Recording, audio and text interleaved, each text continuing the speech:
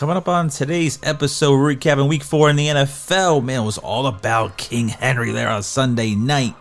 The matchup against the Bills, it turned out to be no match at all. Getting to Jordan Love returning for the Packers and how that fared. Broncos shocked the Jets, and Jayden Daniels continues his magnificent rookie start in the desert. All that coming up.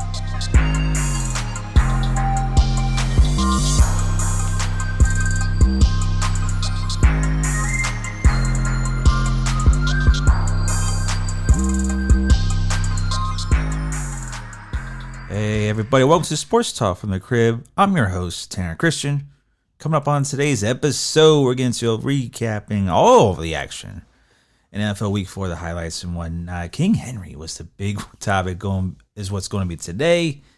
And of course, Jayden Daniels' big time game in the desert, Jordan Love returning. And there's some upsets like, what in the world is up with the JETS? So we're getting to a lot of those topics today. But first, if you're new, episodes are airing every Tuesday and Friday. It's available on all streaming platforms. So check us out on the website at sportstalkfromthecrib.com as well. Give us a follow on social media. We're at Feely Heat Entertainment. It's Feely Heat ENT. We're on Instagram, Facebook, X, and YouTube. So give us a check and a follow on there. Florida, being in Florida, we were dealing with hurricanes and whatnot. We were out of power there for a couple of days, but, we are good. But the beaches and the coastline is not. So a lot of cleaning up, a lot of unfortunate people, they just lost their houses, lost their businesses. And, thoughts go out to them and their families and whatnot. It's just a very bad scene on the beach line, especially Clearwater Beach, Treasure Island, St. Pete Beach, all the way down, Sarasota area, Anna Marie Island. It's even though in the north part, we're not even really talking about what happened up there. Georgia, North Carolina, South Carolina, they all got hit hard with massive flooding. So that hurricane really did its business, I tell you that, and destroyed a lot of people's homes. So it's very sad. Another one brewing up in the Caribbean. I guess they're talking about it may be taking the same path. Who knows? But we hope not. And it seems like it's every year thing. I remember last time I don't think I had a power for 2 weeks and we couldn't do an episode. 2 or 3 weeks we went without an episode because we didn't have any power.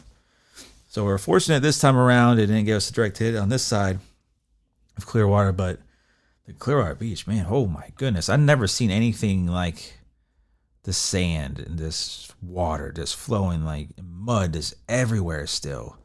We're over a week removed from it. So anyways, let's get into the first topic. Sunday Night Football. We thought it was going to be a game between the Ravens and Bills, right? Boy, were we all wrong. King Henry showed us why, showed you why the offense coordinator for the Ravens don't get away from this guy. Run the football. They didn't really do it the first 2 games. They went 0-2. Now they're 2-2, getting back to 500 in this tough AFC North division. Give that man the ball. You're in for 199 rush yards. I wish he got the 200. This is a yard away. But they beat down the Bills. And, 24 carries, 199 yards. TD. He also got a receiving touchdown. And their 35-10 victory. It was this first carry of the game he got. He ran for 87 yards for the touchdown. You knew it was going to be bad. The first carry, you just saw him. He has Tyreek Hill speed. That is scary. Man, this massive's got Tyreek Hill speed. Flying down the sidelines about 21, 22 miles an hour, like 250 plus coming at you. Whoo! But anyways, Lamar Jackson had a good night. 13 of 18, 156 yards, 2 TDs. Also had 54 yards rushing and a touchdown. And that defense held. Josh Allen just 180 passing yards, 21 rushing. Kyle Van Noy was a big part of that defense getting to Josh Allen. He had 2 sacks. Bills fall 3-1, Ravens 2-2. But in the AFC right now, if the Ravens follow this format and they don't get so cute and get away from it and want Lamar Jackson to create all these, dramatic display, passing, plays in the game, you're going to win. Like, he doesn't have to be, throwing it all over the field there. You've had a great offensive line, one of the best in the league.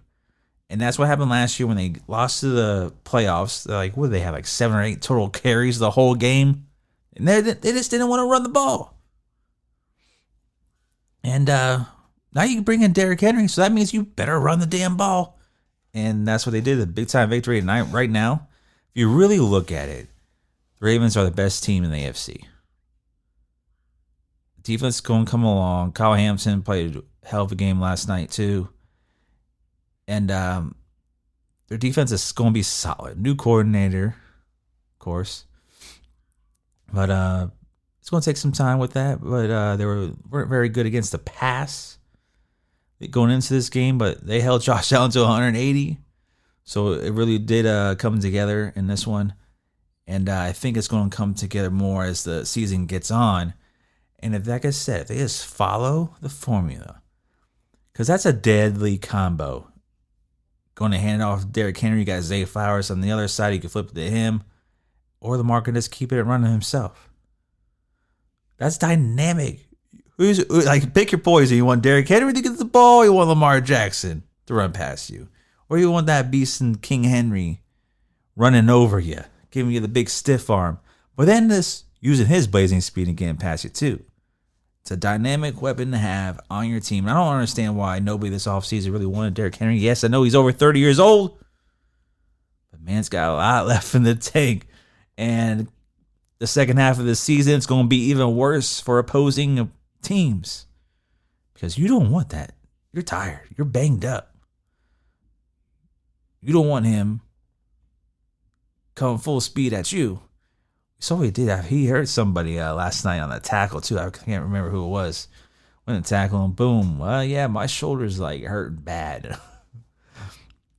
But that's what he does to you. Coming up on the Ravens schedule, they got a big game next week against Cincinnati. Then they get the Commanders, and Jayden Daniels has been playing very well. And they got at Tampa. Don't sleep on Baker Mayfield and these Tampa Bay Bucks either. Playing pretty damn good football so far this year as well. So, big disappointment, I guess, in Buffalo. They didn't really show up. And it was just going to be that type of night. But the Bills are still a good football team. I believe they still get into the playoffs. This is their first loss of the season. Let's not get over crazy here. But even though they're 3-1, Ravens 2-2, I believe Baltimore is a better team. And they can be very dangerous in the second half of the season when everybody's kind of worn out. Muscles are aching a little more.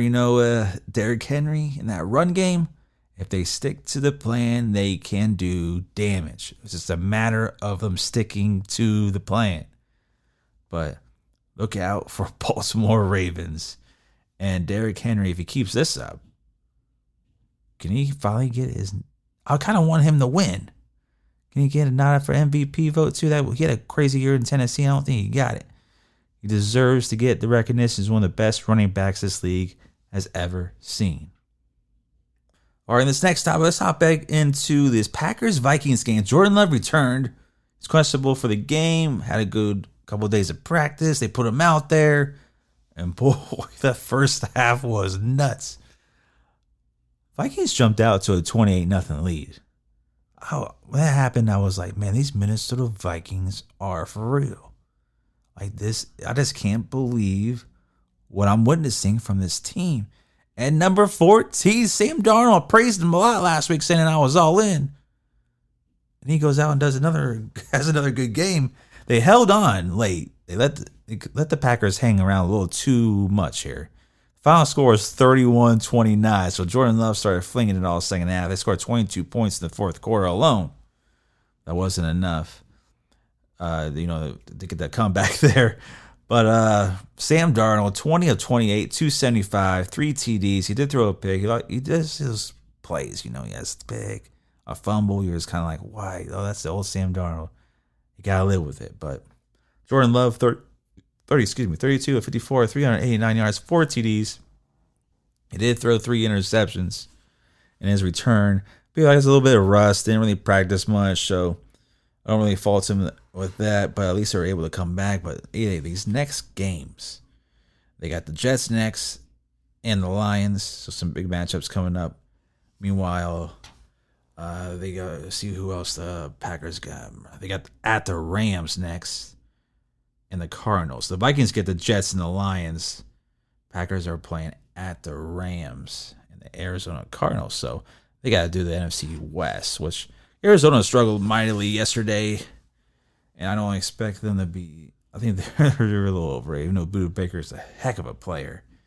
But overall performance on Jordan Love is back now. I feel like they were without Jair Alexander in this game, cornerback. So Justin Jefferson, he made one heck of a 1 yard catch in the end zone there. It was pretty damn good. So Minnesota can't keep it up. They're one of two undefeated teams left. So, you know, it's them and the Chiefs. I think it's just them and the Chiefs now.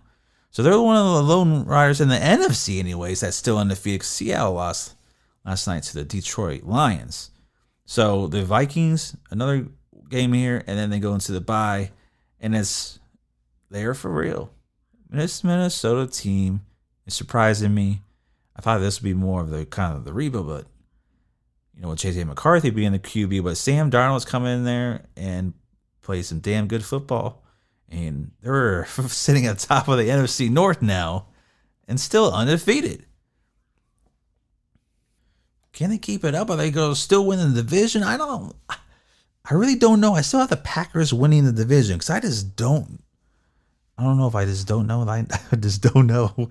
I can't see them just keeping this up. I mean, unless they really are legit, I just waiting for that moment where Sam Darnold just loses the game for him. Maybe that's what it is because we're so used to seeing it. We saw it so much when he was a Jet. It's like you're waiting for that moment for him to just lose the game. And when that happens, I think the Minnesota will probably fall back down to earth. If it doesn't happen, then they are for real. All right, now let's head to the desert. Jayden Daniels, magnificent game in Arizona against Kyler Murray and the guys. So 42-14, 26 of 30, 240 pass for 233, a touchdown, and 8 rush, 49 yards, and a touchdown. Their running game has been phenomenal. Brian Robinson Jr. had over 100 yards and a TD as well. It's just, they don't punt. And he doesn't throw any incompletions. He threw his first pick. But he only completed 4 passes on the day. And his completion percentage is like what, 83%? It's the most ever to start a career. And it's the most like ever for the first 4 games of the season. He just doesn't miss people. Connected on a beautiful ball to Terry McLaurin in the end zone. You know, it's just, the guy just doesn't miss. And it's very odd for a rookie to come in and be this good right away. But he had over 50 starts in college. Arizona State, LSU. He's gotten that experience. And that experience, I feel like, he's just so poised and confident. If he makes the mistake, he's just, all right, I'm going to go out there in the next drive and, you know, we're going down the field. They don't punt. What is like the last 22 or 24 drives they have scored on? That's unheard of. This is Washington. Are you kidding me? This is like Tom Brady when they won the Super Bowl. This is like Peyton Manning when he won the Super Bowl. This is when he was with the Colts, like, and, you know, Brady obviously with the Patriots, and it's just what? This is Drew Brees. I think he's up there with like Drew Brees in that 1 year now. Way he started off, like he's up there with the elite already. First 4 games in the NFL, it's unheard of. They're 3-1. They're at the top of the division, and I picked them to win this division in the beginning of the year. I'm sticking to my guns on this because I expected him to come out, you know, and be great, but I didn't expect it to be this great this soon. So it's been phenomenal to watch. This Washington team, I believe it is for real. They have a great run game. Cliff Kingsbury, the offensive coordinator, has learned from what happened in Arizona. I just feel like that air raid offense and Kyler Murray, what he was doing, it's like he kept it but twisted it. Made this run game so sufficient here in Washington, and pairing these receivers, got McCaffrey, the rookie, that is kind of getting in there a little bit. Of course, got Terry McLaurin, and Brian Robinson Jr. is just, he's the bell cow. He's getting some good yardage on his runs. He used to before it'd be like 2-3 yards a carry. Now he's getting up there, in the 4 to 5 range. So he's better. And completing all these passes, 82 to 83%, like this is uncharted territory. I see the next few games. They got the Browns, then they got at Baltimore. That's a huge game. We're going to see Jayden Daniels versus Lamar Jackson here in a couple of weeks. But then they got the Panthers. Then we get the matchup with the Bears, with him going against number 1 overall pick Caleb Williams. So his Washington schedule is very doable. Browns have been horrible this year. They got Sean Watson as quarterback. That says enough, right? Panthers, they're leaning on Andy Dalton, who's played very well. In a couple weeks, he's been the starter. And the Bears, Caleb Williams, their offensive line is horrible in Chicago. They can't keep him upright. He has no time to throw. He's been struggling. But I'm looking forward to that matchup in a couple weeks when him and Lamar Jackson face off. That's going to be must-watch TV. And that'll be a real test for Jayden Daniels going against that defense. So that defense is going to come after him. So we're going to see what Jayden Daniels is really made of here in a couple weeks. That's his first big test of the year against Baltimore, in Baltimore. I can't wait for that game. Whoever thought I can't wait for a Washington Commanders. It's still hard to say that. Washington Commanders, or the football team, whatever they call the football team. When was the last time we were interested in the Commanders and the Washington franchise as a whole? We're like, I can't wait for that matchup. I cannot remember. So Washington in a couple weeks. I'm going to watch them next week against Cleveland because I still want to see how he plays. So he's a fascinating player to watch. It's been incredible. And I'm all in on Jayden Daniels because he's the number 1 QB playing right now, and he's a rookie. Okay, before we get out of here, I just want to know how all you Jets fans are feeling. Those Jets, Jets. How y'all doing this week? Because you've lost to the Denver Broncos 10-9. And Bo Nix, what do you have? He gets 60 passing yards in the game. I don't know. He had -7 on a few passes in the first half, first quarter, or whatever it was. And I was just laughing. I was like, how can you have a negative yardage and you completed 5 or 6 passes? How's that possible for negative yards? And then he finishes the day with 60 yards. And the New York Jets lose to the Denver Broncos at home, 10-9. Aaron Rodgers got sacked a few times, didn't really have much time in the pocket. Yeah, we know he's 40 years old, can't move like he once did. We get it. But they couldn't get Breece Hall going. They couldn't get nothing out of that running game. And Garrett Wilson, same situation again. It's just he's a great receiver, but you can't get the ball. So that's a big problem with the Jets. And you lost to a rookie QB that only threw for 60 yards. Bo Nix just beat Aaron Rodgers. And, wow. What's next for Robert Saleh? Is he a head coach there still? Is he going to survive the season over there in the Jets? Or he's going to see the Jets as free fall? Aaron Rodgers is going to be the savior? This seems like there's always been. I've never been a Robert Saleh fan. I just don't think he should have been the head coach. I don't think he knows exactly what he's doing. And then you bring in Nathaniel Hackett as the offense coordinator. I know he's Aaron Rodgers' friend and all, but damn, why?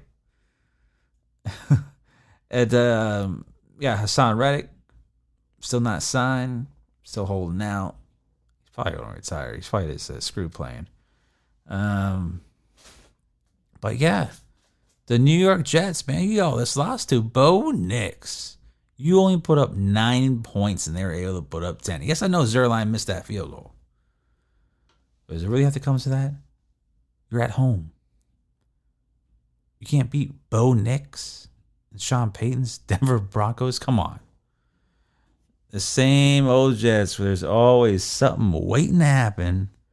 And guess what? It did it again. I love it. Oh, I love it. Whew. It's hard to be a Jets fan. But hey, I'm with you, Jets fans. You know why? Because how about them Dolphins? I'm the Miami fan.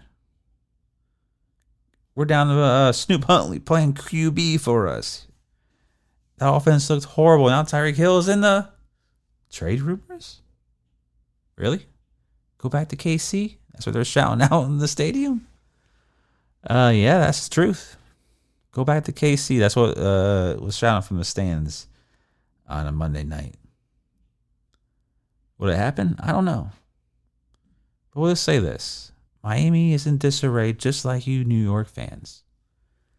And they've been like that. Hey, get Wild to the extension. Oh, he goes out and out. He's always hurt. Tyreek Hill and his attitude. Oh, yeah. Great. We know you're fast and you bailed out this offense. And Mike McDaniel keeps calling the same plays over and over and over again. There's nothing to it. Offensive line stinks. We're real finesse. We're not strong in the trenches. We can't really stop the run. Same problems that have been plaguing this team ever since he's been the head coach. Chris Greer is the GM, and he's been with this organization since the early 2000s. And he's just never really hit on anything. So he's part of the problem, and we're just going to keep saying it. We want to believe. We want to believe in Tua. We wanted to believe in, Mike McDaniel's scheme and QB whisperer. We wanted to believe in this team and not having an offensive line. Terran Armstead's hurt all the time. Hey, we got pain too, New York. Miami's got pain too. Let's face it. It's horrible. And it's the same issue year after year. And you just want to believe in your team because it's your team. And, oh, yeah, these moves going, oh, man, stop complaining. They're moving in the right direction. Okay, but won't. Then it happens again and again and again. Miami needs QB. Miami needs to address something on the offensive line. They haven't done it in 5 years. Let Robert Hunt go, their best offensive lineman. But let's bring back Liam Eichenberg. The pain, the torture. It's horrible. And that's going to do it for today's episode. I want to thank you all for joining me here on Sports Talk from the Crib with your favorite sports host, Tanner Christian. Remember, new episodes are airing every Tuesday and Friday, and it's available on all streaming platforms. Be sure to check out the website, sportstalkfromthecrib.com. You can stream the podcast on there as well. And follow us on social media. We're at Feel the Heat Entertainment, Feel the Heat ENT, Instagram, Facebook, X, and YouTube. So go follow, shout out on there. Thank you for joining me again. I'll see you all on Friday.